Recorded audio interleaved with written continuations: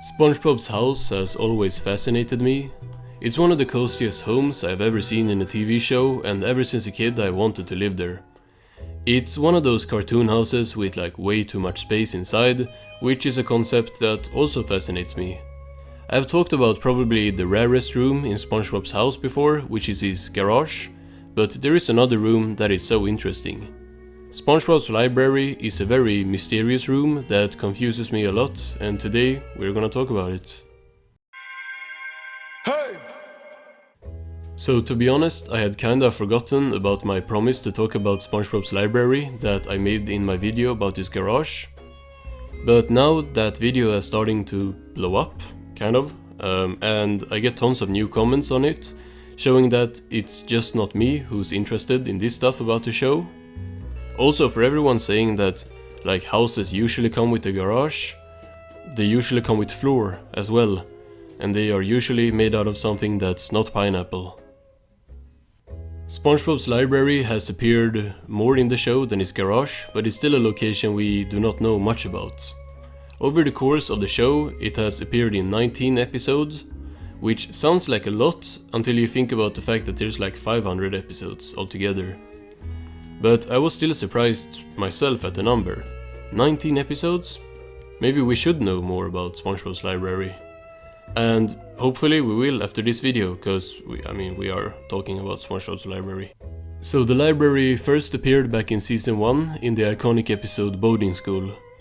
Or I don't know how iconic it is, maybe it blends in a lot with the 50 other Boarding School episodes, but this one is probably my favorite of all of them.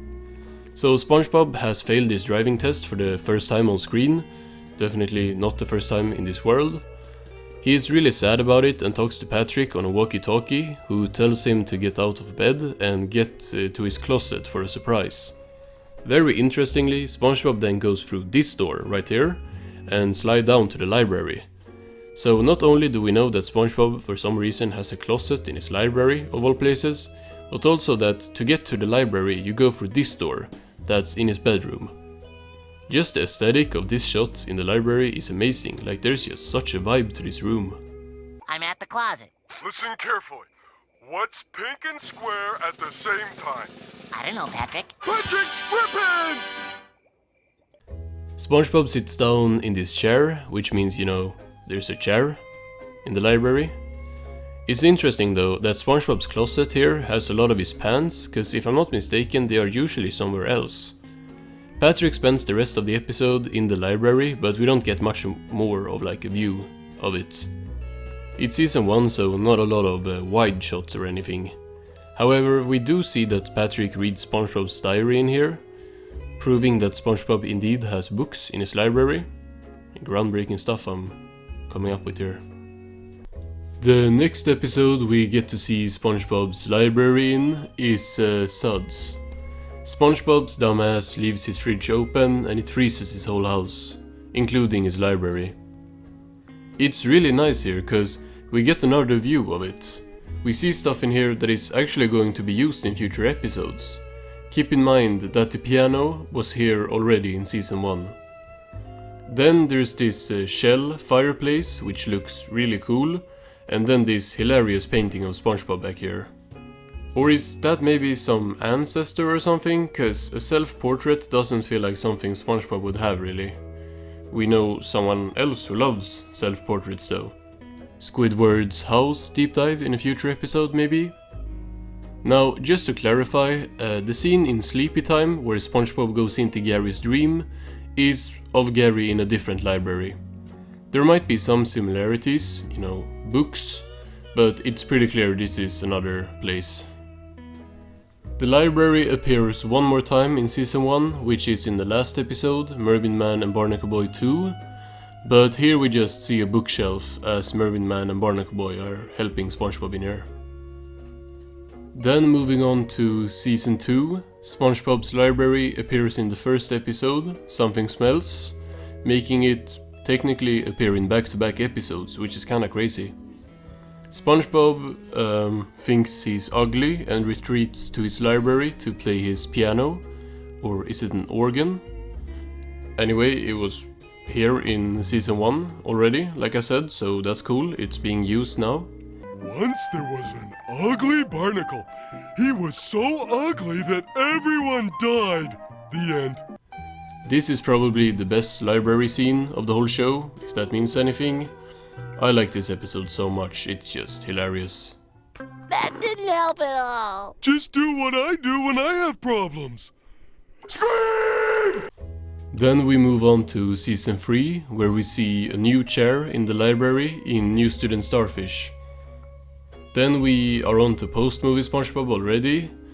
Yeah, like I said, it's not in a lot of episodes. In season 4's Have You Seen This Snail? When Gary has ran away, we get this very sad but very beautiful detailed shot of SpongeBob listening to the Gary Come Home song in the library. And it looks to be the same chair from New Student Starfish. And we see SpongeBob sitting in this chair in The Thing as well. Interestingly, looking out of a window that's on a bookshelf. That's just classic SpongeBob logic right there. Season 5 is the first season to not feature SpongeBob's library. Literally unwatchable. Moving on to season 6, we got Nautical how do you pronounce that? Novice? Where SpongeBob is going to a boating museum with his boating school class and wanna impress Mrs. Puff by knowing stuff about boats. So he goes into his library to find this book about the history of boating.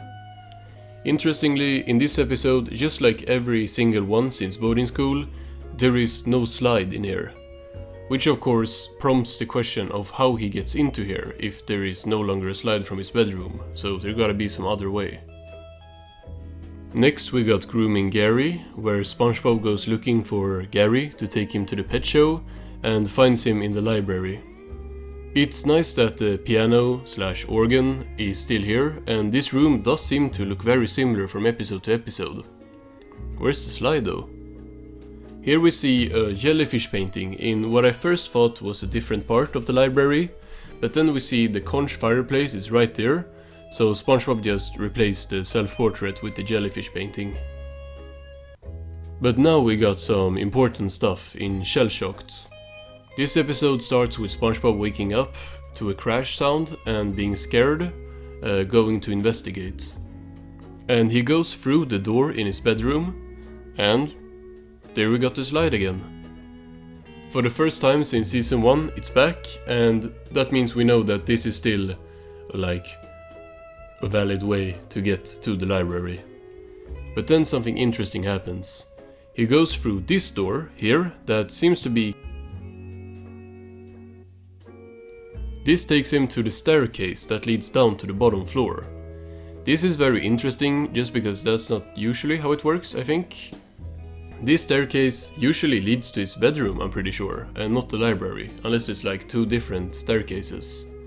And if SpongeBob's bedroom is on the top floor, then he goes through the slide to get to the library, like going one floor down. And then now there's a staircase to get to the bottom floor. That would mean his house actually has 3 floors, and this is confirmed in a YouTube video on the official SpongeBob channel, which shows every room of the house. From this video we know that there are 3 floors in SpongeBob's house, with the library on the 2nd floor and the bedroom on the 3rd floor. In Single Cell Anniversary, we get the 4th appearance of SpongeBob's library in season 6.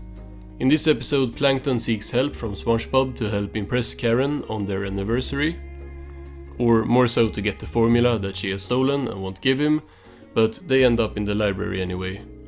This scene does not give us much of a view of the library since it's very zoomed in, only cutting from this angle of SpongeBob in the chair and Plankton on the floor. Moving on to season 7, we have everyone's favorite episode, A Pal for Gary. When SpongeBob's new pet goes crazy and chases Gary through the house, they end up in the library, where we first get a nice shot showing the jellyfish painting, the organ and a window in a bookshelf. I'm just really proud of the show when they keep stuff that don't matter to the plot of the episode. Especially with the new episode, it feels like they spawn in old items in random places as references, but here this room looks pretty much the same as it did 6 seasons ago, which is great because, you know, they are referencing not referencing, but they are like using old episodes as references for how stuff looks.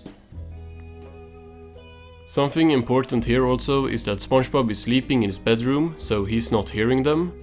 And Gary was on the bottom floor before ending up in the library.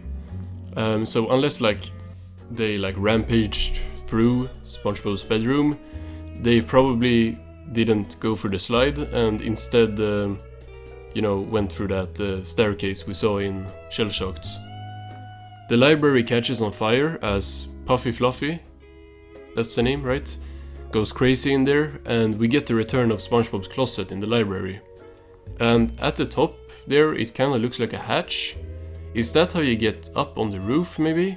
But that doesn't make sense, since it's like above this would not be the roof, it would be his bedroom, right? And then the slide is here as well. SpongeBob's library is surprisingly consistent. To tie it all together, Gary runs into the garage, which is an appearance I think I didn't mention in that video. And then a bit later, SpongeBob walks down through the slide to see the destruction. We see a new version of the library in Inside Job when Plankton goes into SpongeBob's brain, which is organized like his house. And then there is like a one-shot appearance of the library in Yours, Mine and Mine when SpongeBob opens the door to the slide in his bedroom, and we see that. We can see if we like zoom in that when he opens the door we see that's the library, but we knew that already. Then we got Season 8, which only has one appearance of the library, which is in Glove World RIP. This episode actually starts in the library. We got the Season 1 self-portrait painting back, and now a statue as well. It's really only here to get destroyed when this cart from Glove World bursts through the wall. Here we also see multiple windows. Or I don't know if... is 2 multiple? Matter of fact, what does multiple mean? Like more than one? Or does it have something to do with being like multipliable or something? Anyway, I wanna know where these windows like lead. Like where is he looking out at from his library? We know one of them probably points towards his neighbors, at least from the thing, but the other one's new. No library in Season 9, but in Season 10 we have sports, where after getting a bunch of sport equipment, Pat and Sponge go to the library to try and figure out how to use it, and we get a more high quality view of the SpongeBob painting. Still not sure if it's him or another Sponge. He has a mustache, but it's a painting. And everything is still here as well. Then we get to Season 11 with the episode Library Cards, and this is intriguing cause we got an entire episode set in the library. Patrick enters SpongeBob's house and walks up the stairs that we have seen in Shell Shocked, and he meets SpongeBob at the top. He asks what this secret room is, and SpongeBob says it's not a secret room but his library. You can't really blame Patrick for not remembering stuff, I guess. His whole thing is being stupid. And he of course doesn't even know what a library is. We cut to them in the library. Do I know how to pronounce that word? I feel weird every time saying it, like library. Library. Anyway, the windows in the bookshelf are still here. One of them kind of works as a lamp, but I guess that could be just like sunshine coming in. Patrick consumes a lot of knowledge by reading a lot of books, which changes the infrastructure of his brain, as all the new words need space in there. Unfortunately, this means his head has gotten so big that he can't fit into the door that leads to the staircase. They try all sorts of stuff, but nothing works, resulting in them having to make Patrick stupid again to shrink his brain. And SpongeBob sucks out all of the words to get them back into the books and like restoring everything back to normal. Sadly, we didn't really learn anything new about the library here, since pretty much every frame was just them in front of a bookshelf. Then in Season 12 we got Swamp Mates, which starts with SpongeBob reading Gary a bedtime story in the library. Funnily enough, here the statue that was destroyed in Glove World RIP is back, and he still got the sponge on the wall. But once again, the scenes of the library are all in the like same angle as usual, so we still don't know what's on like the other side, I think. In the season 13 episode Friendiversary, we get the return of the slide, which I think is the first time in, what is that, like 7 seasons?